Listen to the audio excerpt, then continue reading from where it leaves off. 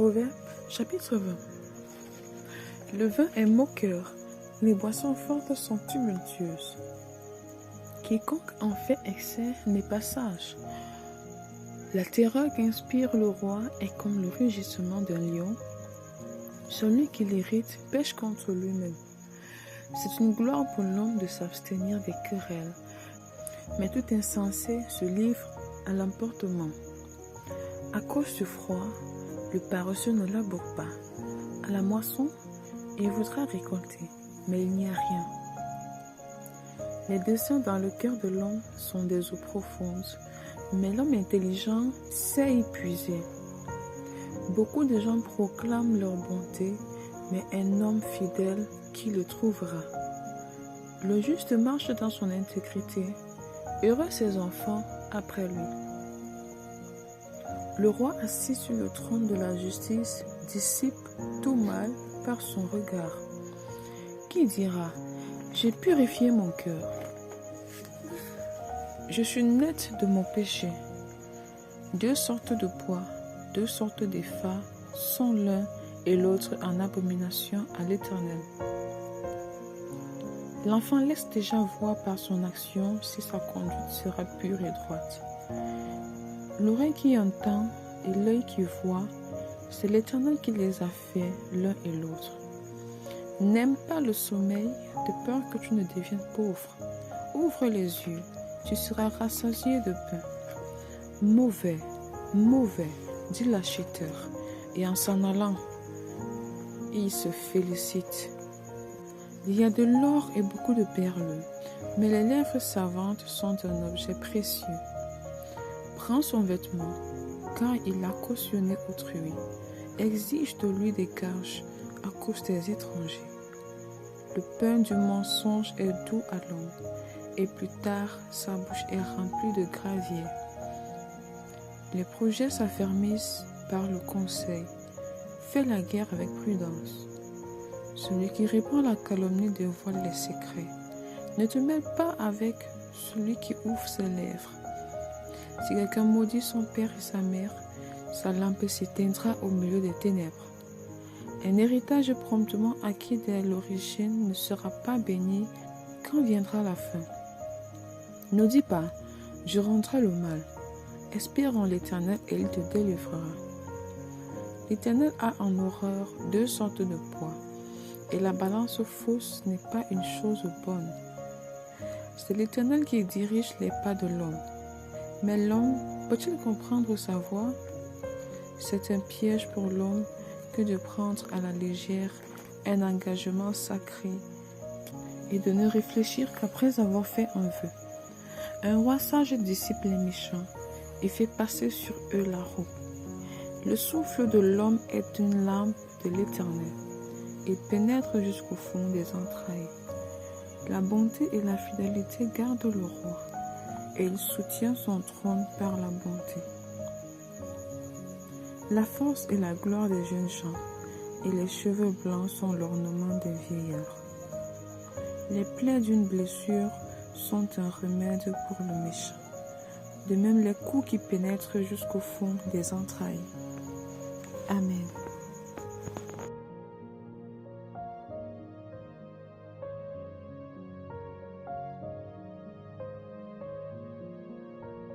Deuxième épître de Paul aux Corinthiens, chapitre 7.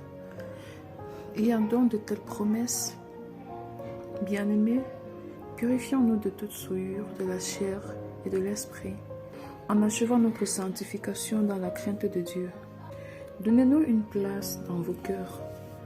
Nous n'avons fait tort à personne, nous n'avons ruiné personne, nous n'avons tiré du profit de personne.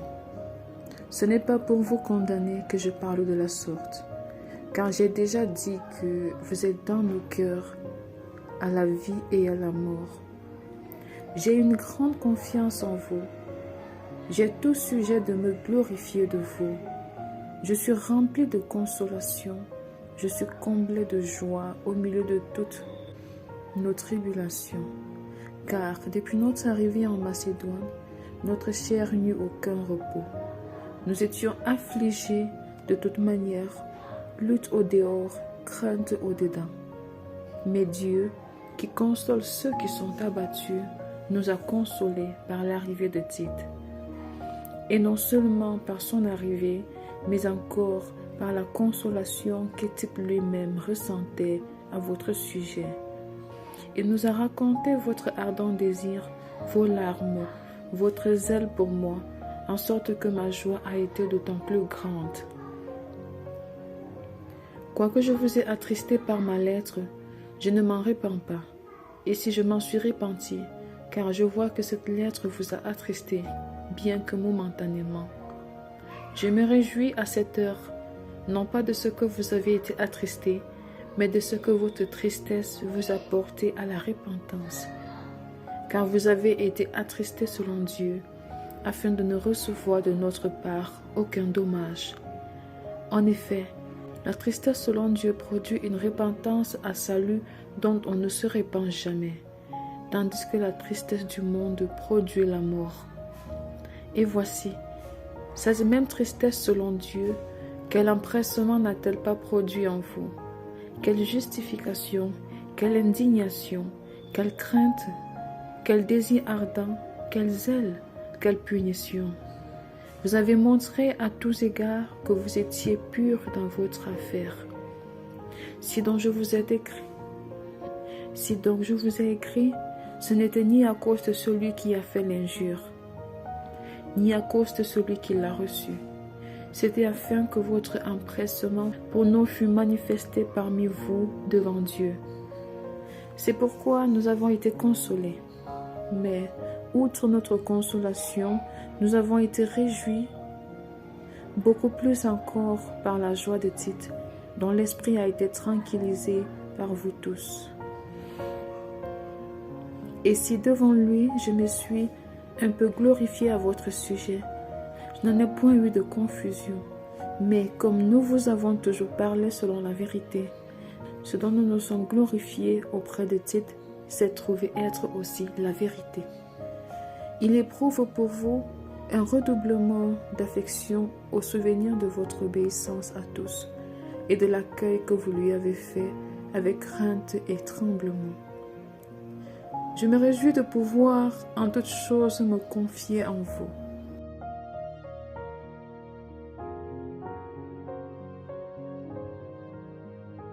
« 2 Corinthiens chapitre 8. Nous vous faisons connaître, frères, la grâce de Dieu qui s'est manifestée dans les églises de la Macédoine, au milieu de beaucoup de tribulations qui les ont éprouvées. Leur joie débordante et leur pauvreté profonde ont produit une abondance de riche libéralité de leur part. Ils ont, je l'atteste, donné volontairement selon leurs moyens et même au-delà de leurs moyens, nous demandant avec de grandes instances la grâce de prendre part à l'assistance destinée aux saints.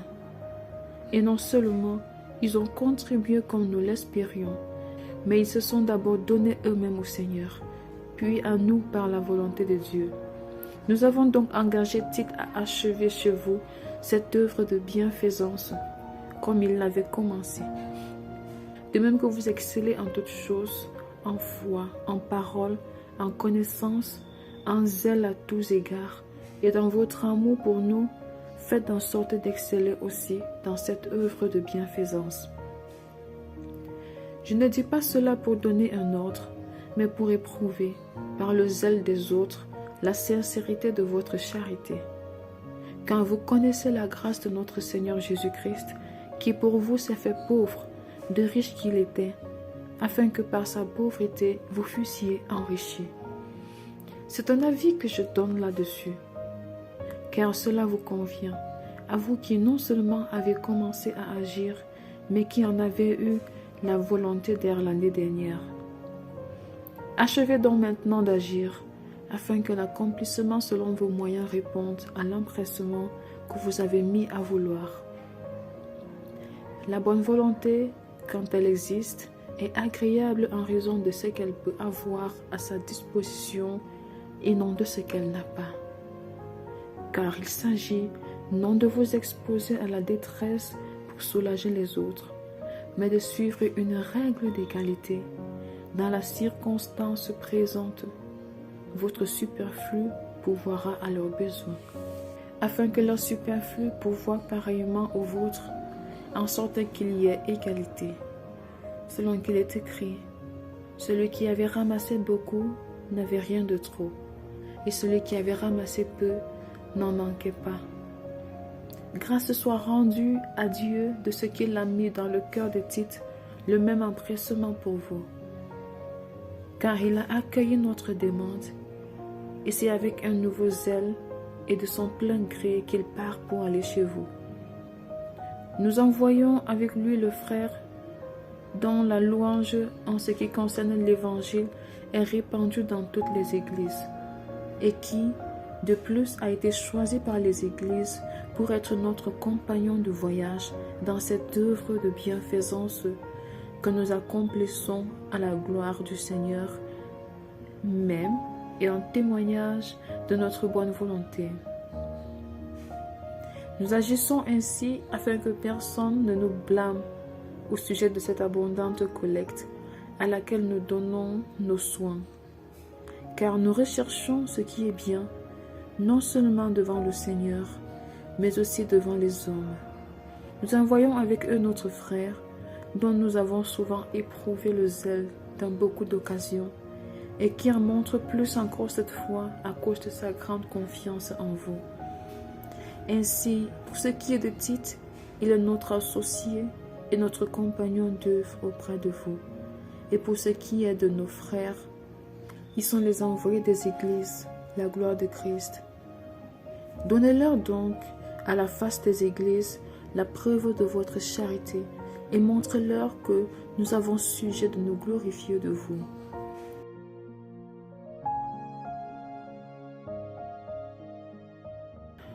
De Corinthiens chapitre 9. Il est superflu que je vous écrive touchant l'assistance destinée aux saints. Je connais en effet votre bonne volonté, dont je me glorifie pour vous auprès des Macédoniens, en déclarant que l'Achaïe est prête depuis l'année dernière, et ce zèle de votre part a stimulé le plus grand nombre. J'envoie les frères, afin que l'éloge que nous avons fait de vous ne soit pas réduit à néant sur ce point-là, et que vous soyez prêts, comme je l'ai dit. Je ne voudrais pas, si les Macédoniens m'accompagnent et ne vous trouvent pas prêts, que cette assurance tournât à notre confusion pour ne pas dire à la vôtre. J'ai donc jugé nécessaire d'inviter les frères à se rendre auparavant chez vous et à s'occuper de votre libéralité déjà promise, afin qu'elle soit prête, de manière à être une libéralité et non un acte d'avarice. Sachez-le, celui qui sème peu moissonnera peu, et celui qui sème abondamment moissonnera abondamment. Que chacun donne comme il a résolu en son cœur, sans tristesse ni contrainte, car Dieu aime celui qui donne avec joie. Et Dieu peut vous combler de toutes sortes de grâces, afin que, possédant toujours en toutes choses de quoi satisfaire à tous vos besoins, vous ayez encore en abondance pour toute bonne œuvre. Selon qu'il est écrit, il a fait des largesses, il a donné aux indigents, sa justice subsiste à jamais. Celui qui fournit de la sémence au semeur et du pain pour sa nourriture, vous fournira et vous multipliera la sémence, et il augmentera les fruits de votre justice. Vous serez de la sorte enrichis à tous égards pour toute espèce de libéralité qui, par notre moyen, feront offrir à Dieu des actions de grâce. Par le secours de cette assistance, non seulement pourvoit aux besoins des saints, mais il est encore une source abondante de nombreuses actions de grâce envers Dieu. En considération de ce secours dont ils font l'expérience, ils glorifient Dieu de votre obéissance dans la profession de l'évangile de Christ et de la libéralité de vos dons envers eux et envers tous. Ils prient pour vous parce qu'ils vous aiment à cause de la grâce éminente que Dieu vous a faite. Grâce soit rendue à Dieu pour son don ineffable.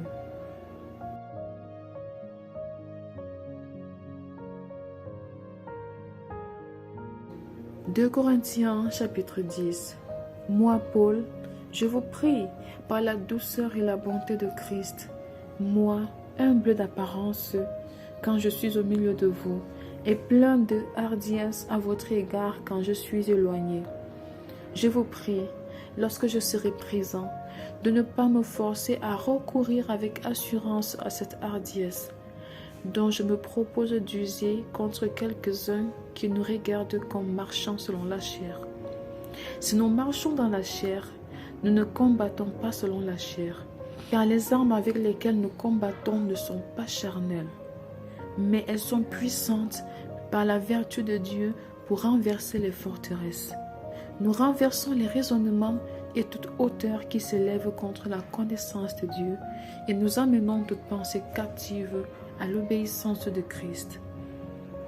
Nous sommes prêts aussi à punir toute désobéissance lorsque votre obéissance sera complète. Vous regardez à l'apparence. Si quelqu'un se persuade qu'il est de Christ, qu'il se dise bien en lui-même que, comme il est de Christ, nous aussi nous sommes de Christ. Et quand même je me glorifierai un peu trop de l'autorité que le Seigneur nous a donnée pour votre édification et non pour votre destruction, je ne saurais en avoir honte, afin que je ne paraisse pas vouloir vous intimider par mes lettres. Car, dit-on, ces lettres sont sévères et fortes, mais présent en personne, il est faible et sa parole est méprisable. Que celui qui parle de la sorte considère que, tel nous sommes en parole dans nos lettres, étant absents, tel aussi nous sommes dans nos actes, étant présents. Nous n'osons pas nous égaler à nous comparer à quelques-uns de ceux qui se commandent eux-mêmes. Mais en se mesurant à leur propre mesure et en se comparant à eux-mêmes, ils manquent d'intelligence. Pour nous, nous ne voulons pas nous glorifier hors de toute mesure. Nous prendrons, au contraire, pour mesure les limites du partage que Dieu nous a assigné, de manière à nous faire venir aussi jusqu'à vous. Nous ne dépassons point nos limites, comme si nous n'étions pas venus jusqu'à vous, car c'est bien jusqu'à vous que nous sommes arrivés avec l'évangile de Christ. Ce n'est pas hors de toute mesure, ce n'est pas des travaux d'autrui que nous nous glorifions, mais c'est avec l'espérance, si votre foi augmente, de grandir encore davantage parmi vous, selon les limites qui nous sont assignées, et d'annoncer l'évangile au-delà de chez vous, sans nous glorifier de ce qui a été fait dans les limites assignées à d'autres. Que celui qui se glorifie dans le Seigneur, car ce n'est pas celui qui se recommande lui-même qui est approuvé, c'est celui que le Seigneur recommande. Amen.